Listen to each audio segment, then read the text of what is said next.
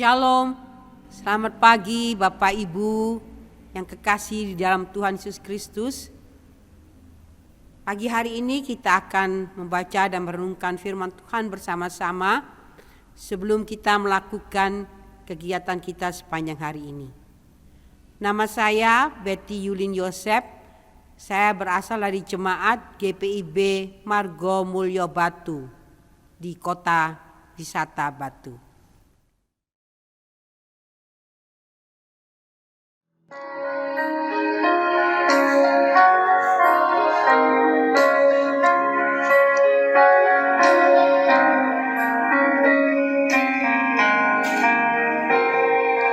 Yesus, kau kehidupanku, kau penumpas mautku.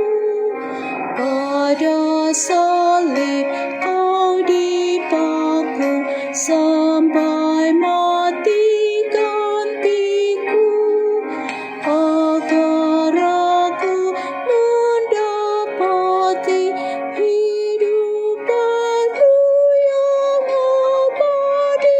Syukur hati tak henti, kepadamu ku beri.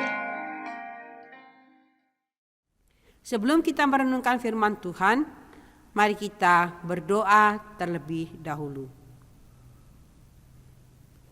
Bapa dalam surga, Bapa yang penuh kasih, pada pagi hari ini kami datang kepadamu. Kami sungguh bersyukur untuk hari yang baru yang Tuhan berikan bagi kami. Juga untuk nafas kehidupan yang Tuhan masih percayakan kepada kami, sehingga memungkinkan kami untuk kami dapat menikmati anugerah Tuhan sepanjang hari ini. Sebelum kami melakukan segala kegiatan kami sepanjang hari ini, kami rindu untuk membaca dan merenungkan firman-Mu sebagai dasar dalam hidup kami untuk memasuki hari ini. Kiranya Roh Kudus-Mu menolong kami untuk kami dapat mengerti apa yang Tuhan kehendaki di dalam kehidupan kami melalui kebenaran firman-Mu. Terima kasih Bapa dalam surga, di dalam nama Tuhan Yesus Kristus kami mengucap syukur dan berdoa. Amin. Pada pagi hari ini kita akan merenungkan bersama-sama dari Yakobus pasal yang ke-4 ayat 11 sampai dengan ayat 12. Jangan memfitnah orang. Saudara-saudaraku, janganlah kamu saling memfitnah. Barang siapa memfitnah saudaranya atau menghakiminya, ia mencela hukum dan menghakiminya. Dan jika engkau menghakimi hukum, maka engkau bukanlah penurut hukum, tetapi hakimnya. Hanya ada satu pembuat hukum dan hakim, yaitu Dia yang berkuasa menyelamatkan dan membinasakan. Tetapi siapakah engkau sehingga engkau mau menghakimi sesamamu manusia? Renungan kita pada pagi hari ini diberikan tema oleh Sinode melalui Sabda Bina Umat, jangan memfitnah tapi mengasihi. Ayat yang menjadi perenungan, tetapi siapakah engkau sehingga engkau mau menghakimi sesamamu manusia? Ayat 12b.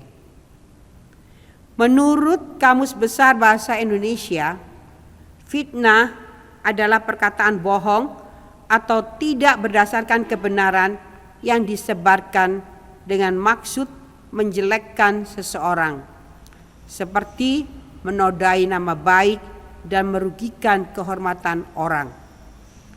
Dengan demikian, jika seseorang menyampaikan fitnah terhadap orang lain, ia sedang menghancurkan orang tersebut.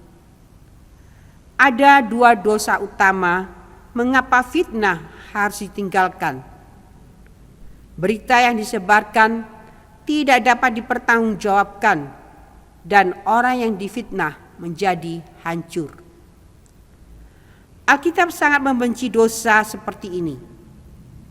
Lihat saja kisah Raja Ahab dan istrinya Isabel melakukan persekongkolan jahat dan menghadirkan saksi palsu di pengadilan demi mendapatkan ladang anggur milik Nabot.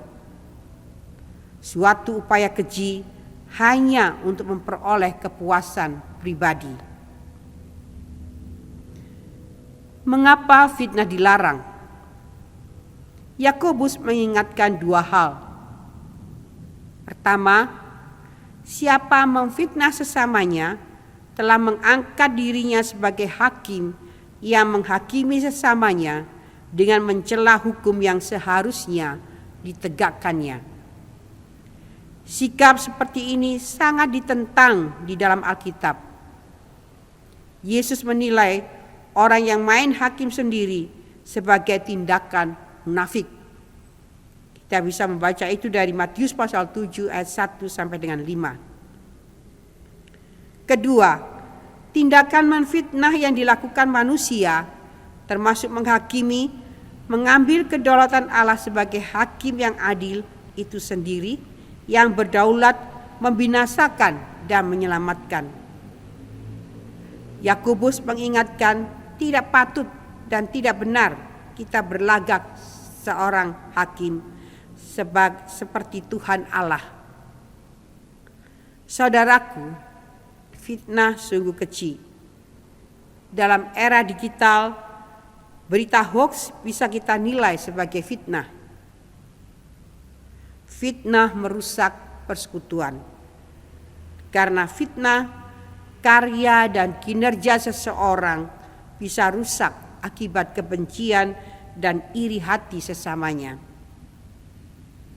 Jika Kolose pasal 3 ayat 7 sampai dengan 8 mendaftarkan fitnah sebagai jati diri manusia lama, maka sebagai manusia baru, mari kita daftarkan belas kasihan, kemurahan, kerendahan hati, kelemah lembutan, dan kesabaran. Kolose pasal 3 ayat 12. Sebagai cara kita untuk tidak melakukan fitnah dan atau menghadapi fitnah. Mari Bapak Ibu memulai hari ini dengan komitmen baru terhadap Tuhan dan sesama.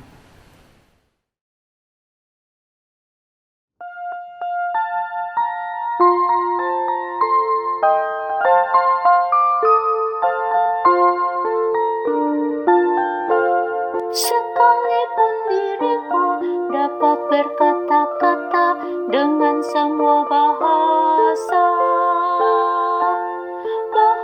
manusia dan bahasa malaikat ataupun yang lainnya, tapi jika aku tak mempunyai kasih, aku serupakan yang menggembang dan canang yang gemerincing. Sekalipun diriku membagikan semua harta yang kumiliki, bahkan aku serahkan tubuh jiwa ragaku, dibakar pun ku sudi. Tapi jika aku tak mempunyai kasih, tiada berguna lagi diriku, tiada berguna diriku.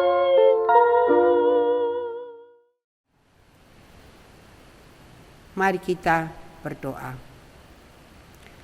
Bapa dalam surga, kami sungguh bersyukur untuk kebenaran firman-Mu pada pagi hari ini yang menegur dan menasihati kami untuk kami hidup mengasihi sesama kami dan tidak memfitnah.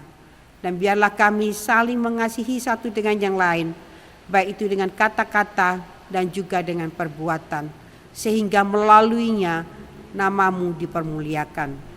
Tolonglah kami semua ya Tuhan, sebagai seorang kakek, nenek, pada sepanjang hari ini setiap kegiatan kami menjadi berkat bagi anak, menantu, cucu, dan cicit kami, sehingga melaluinya nama Tuhan dipermuliakan. Bagi mereka yang mengalami kelemahan tubuh, kiranya Engkau juga Tuhan melawat mereka satu persatu dan menjamah mereka, sehingga mereka boleh mengalami kekuatan dan kesembuhan yang daripada Tuhan Yesus sendiri. Terima kasih Bapa, kami mau menyerahkan seluruh kehidupan kami sepanjang hari ini ke dalam tangan-Mu. Di dalam nama Tuhan Yesus Kristus, kami mengucap syukur dan berdoa. Amin.